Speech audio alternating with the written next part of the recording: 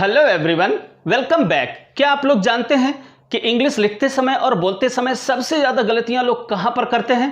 नहीं मालूम? मैं आपको बतलाता हूं। सबसे ज़्यादा गलतियां लोग आर्टिकल्स को लेकर के करते हैं। गिनती में केवल 3 हैं, ए, एन और द। जी हां, और इन्हीं को लेकर के लोग बहुत सारी गलतियां करते हैं और उसका एक सिंपल सा रीज़न है, और वो रीज़न ये है कि हिंदी और उर्दू में आर्टिकल्स का प्रयोग जनरली नहीं किया जाता है, बट इंग्लिश में आर्टिकल्स का यूज़ जनरली किया जाता है। और इसीलिए शायद सभी लोग आर्टिकल्स पर गलतियां तो करते ही करते हैं। मैं यहां आज आपसे प्रॉमिस करता हूं कि यदि आप लोगों ने आर्टिकल्स पर यह वीडियो सीरीज देख ली तो फिर आप आर्टिकल्स पर कभी गलतियां नहीं करेंगे। लेकिन आपको भी एक प्रॉमिस करना होगा कि आपको वीडियो पूरा देखना होगा और साथ ही साथ एक एक जो बात मैं आपको समझा रहा हूं उसे बहुत अच्छी तरीके से समझना होगा। तो हम लोगों ने पिछले वीडियो से शुरुआत करी सिंटैक्स की, और सिंटैक्स को आपने जाना कि ये क्या होता है। सिंटैक्स मैं एक बार जल्दी से आपको फिर से बतला देता हूं कि करेक्ट इंग्लिश लिखने और बोलने के लिए जिन भी नियमों की हमें ज़रूरत पड़ती है उन सभी नियमों को हम सिंटैक्स बोलते हैं कुल मिलाकर के। वैसे तो मैंने आपको डेफिनेशंस क्लियर करी थी, अगर आपने वो वीडियो नहीं देखा है तो आप ज़रूर से देख लीजिएगा। और चलिए आज से हम शुरुआत करते हैं आर्टिकल्स की। तो आर्टिकल्स को तो मैंने आपको पिछले वीडियो में बतलाया कि ए और एन के बीच का डिफरेंस क्या होता है। आज मैं आपको बतलाने जा रहा हूं ए एन मीन्स ये जो इंडेफिनिट आर्टिकल्स हैं और डेफिनिट आर्टिकल्स हैं, इनके बीच में क्या डिफरेंस होता है। आखिर ये अनिश्चित क्या बला है और ये निश्चित क्या बला है, इनडेफिनिट और डेफिनिट ये आखिर है क्या। इसके लिए एक जनरल सा रूल है और मैं आपको वो जनरल रूल पहले डिस्कस कर देता हूं। क्या है जनरल रूल? कि अगर आपको किसी भी सेंटेंस में कोई भी सिंगुलर काउंटेबल नाउन अगर आपको दिखाई पड़ता है, सिंगुलर काउंटेबल नाउन, क्लियर? अगर आपको किसी भी सेंटेंस में सिंगुलर काउंटेबल नाउन आपको दिखाई पड़ता है तो उस सिंगुलर काउंटेबल नाउन से पहले आपको या तो ए लगाना होगा या तो एन लगाना होगा और या तो द लगाना होगा। ये एक जनरल रूल है। अब बस समस्या यहां पर आती है कि आखिर हम कहां पर ए लगाएं, एन लगाएं। तो ए और एन का डिफरेंस तो मैंने आपको पिछले वीडियो में बहुत क्लियरली बतला दिया है।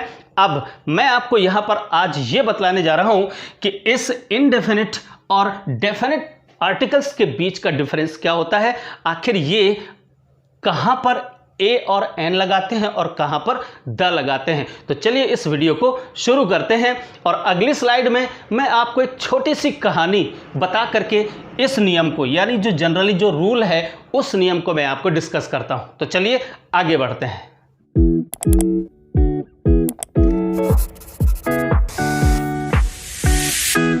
तो चलिए स्टूडेंट्स, आज एक छोटी सी स्टोरी की हेल्प से हम इनडेफिनिट आर्टिकल और डेफिनिट आर्टिकल्स की बैंड बजा देते हैं और आज फाइनली सीख ही लेते हैं कि आखिर हम कहां पर इनडेफिनिट आर्टिकल्स का प्रयोग करते हैं और कहां पर डेफिनिट आर्टिकल्स का प्रयोग करते हैं।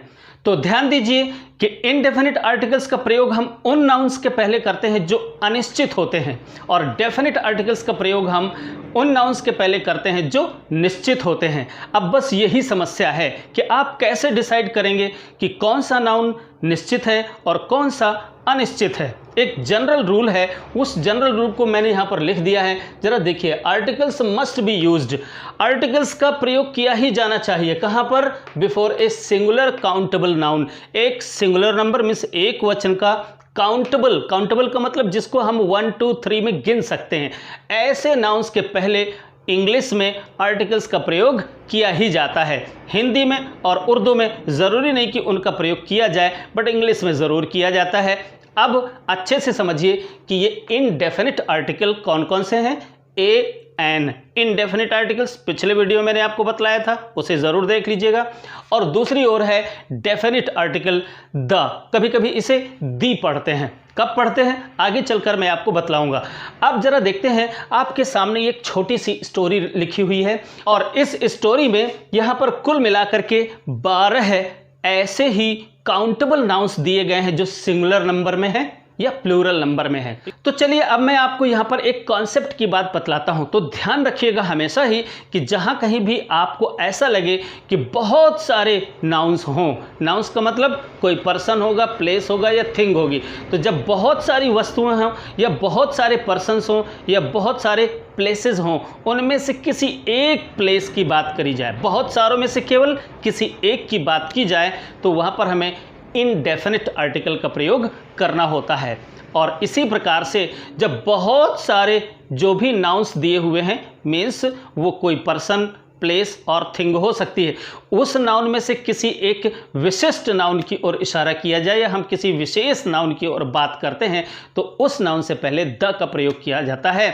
अब इसी कॉन्सेप्ट को हम इस स्टोरी की हेल्प से समझने का प्रयास करते हैं। ज़रा देखिए, पहले स्टोरी पढ़िए और थोड़ा सा उसका मीनिंग भी समझ लीजिए। ज़रा देखिए क्या है। लॉन्ग एगो, बहुत समय पहले, देयर लिव्ड लायन, बहुत समय पहले शेर रहता था एक फॉरेस्ट में। ध्यान दीजिए, यहाँ पर शेर से पहले एक स्थान छोड़ा हुआ है, फॉरेस्ट से पहले एक स्थान छोड़ा हुआ है, क्योंकि ये सब क्या है, ये सब सिंगुलर नंबर काउंटेबल नाउन्स हैं। क्लियर? अच्छा, ही कॉल्ड हिमसेल्फ, वो अपने आप को कहता था, क्या कहता था, राजा कहता था, उस जंगल का राजा कहता था। यहाँ पर प्लेस छोड़ा हुआ है। इन सब के पहले आपको एक आर्टिकल का यूज करना है। ओके, आगे बढ़ते हैं। ही वॉज कनिंग बीस्ट, वह एक बड़ा चालाक पशु था। तो अब यहाँ पर क्या है, कौन सा आर्टिकल आएगा बाद में बात करते हैं। When he found animal roaming in forest, जब वह किसी एनिमल को फॉरेस्ट में विचरण करता हुआ देखता था या पाता था, तो he would come out of his hiding place, तो वह अपने हाइडिंग प्लेस से बाहर आ जाता था। He would pounce at animal, वह उस जानवर पर झपट्टा मारता था, and और किल इट, और उसे मार देता था। Hence all, इसलिए सारे के सारे जानवर जंगल के उस शेर से डरते थे। अब आपको यहाँ पर यह सोचना है कि हम कौन सा आर्टिकल यहाँ पर फिलअप करें। तो ध्यान से देखिए और सुनिए और समझिए इस पूरी कहानी को। और देखिए जरा, लॉन्ग एगो, बहुत समय पहले, देयर लिव्ड, रहता था, ए लायन। अब ए आएगा यहाँ पर, क्यों आएगा, ध्यान दीजिए। अब हम यहाँ पर एक लायन की बात कर रहे हैं, तो बहुत सारे लायंस हैं इस संसार में, या किसी जंगल में बहुत सारे लायंस हैं, और उनमें से किसी भी एक लायन की हम बात कर रहे हैं, किसी विशेष लायन की हम बात नहीं कर रहे, किसी एक विशिष्ट शेर की हम बात नहीं कर रहे हैं, किसी भी एक शेर की बात कर रहे हैं। तो इसी प्रकार से यदि आप रूम में किसी रखी हुई बहुत सारी जो चेयर्स हैं, उन चेयर्स में से किसी भी एक चेयर की बात करोगे, तो उसके पहले आप एक इनडेफिनिट आर्टिकल लगाओगे। अनिश्चित है ना, किसी की भी बात कर रहे हो तो अनिश्चित हो गया। क्लियर? अच्छा, तो यहाँ पर शेर भी अनिश्चित है, इसलिए ए लगाया। Clear? Okay, in the forest लगाए यहाँ पर या ए फॉरेस्ट लगाए? अब यही सोचकर आप बताइए, जरा सोचिए एक सेकेंड। तो आप देखिए कि ये जो फॉरेस्ट है, अब इस संसार में बहुत सारे फॉरेस्ट हैं, और हम यहाँ पर किसी एक स्पेशल या किसी एक विशिष्ट फॉरेस्ट की बात नहीं कर रहे हैं। ओके, इसलिए यहाँ पर भी हमारे सामने ए आना चाहिए, ना कि द। तो सेंटेंस कैसा बनना चाहिए, long ago there lived a lion in a forest. Clear? अच्छा, अब आगे बढ़ते हैं। ही कॉल्ड, वह अपने आप को कहता था, हिमसेल्फ मीन्स अपने आप को, क्या कहता था या क्या बुलाता था अपने आप को, किंग ऑफ द फॉरेस्ट या ए फॉरेस्ट। क्या लगेगा यहाँ पर, क्या लगेगा, द लगेगा, ए लगेगा, या फिर यहाँ पर ए लगेगा या द लगेगा। तो अब आपको सोचना है। देखिए जरा, वो अपने आप को राजा कहता था, तो ध्यान से सुनिए, जो ये राजा है, तो यहाँ पर हम किस शेर की बात करें या किस राजा की बात करें, तो उसी शेर की बात कर रहे हैं, और वही लायन वहाँ का किंग है। तो यहाँ पर हमें क्या रखना चाहिए, द रखना चाहिए। ओके, तो ये जो किंग है ये भी वास्तव में स्पेसिफाइड है, क्योंकि यहाँ पर जो लायन है वही तो किंग है, स्पेसिफाइड है, इसलिए he called himself the king of.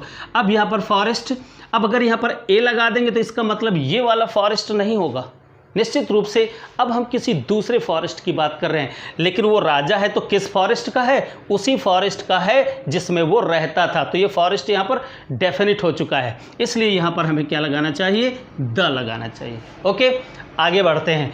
He was cunning beast, वह चालाक पशु था। तो अब ध्यान से देखिए कि यहाँ पर ये जो पशु है, बीस्ट है, ये भी एक काउंटेबल नाउन है। अब ध्यान दीजिए कि यहाँ पर उस जंगल में रहने वाले जो पशु हैं, तो उन पशुओं में से बहुत सारे पशु चालाक होंगे, ठीक है ना। तो उन बहुत सारे चालाक पशुओं में से एक चालाक पशु ये भी है। तो यहाँ पर भी चालाक जब पशु की बात की जा रही है तो यहाँ पर भी इनडेफिनिट आर्टिकल का ही प्रयोग किया जाएगा और क्या बनेगा, he was a cunning beast, वह एक कनिंग बीस्ट था।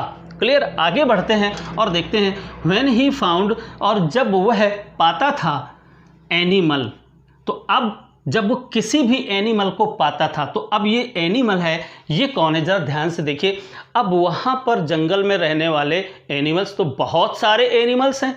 अब उन एनिमल्स में से जब किसी की भी हम बात कर रहे हैं, किसी स्पेसिफाइड एनिमल की बात नहीं कर रहे हैं यहाँ पर, जब क्या मीनिंग क्या निकल रहा है कि जब वह किसी एनिमल को रोमिंग करते हुए मीन्स विचरण करते हुए पाता था इन द फॉरेस्ट, उस फॉरेस्ट में, तो आप ध्यान से देखिए कि उस फॉरेस्ट में तो बहुत सारे एनिमल्स हैं और उन एनिमल्स में से वो किसी भी एनिमल की को जब देख लेता था या पा लेता था, ठीक है ना। तो यहाँ पर जंगल में रहने वाले किसी भी एनिमल की बात हो रही है, तो ये जो एनिमल हुआ ये भी इनडेफिनिट हुआ, माने अनिश्चित हुआ।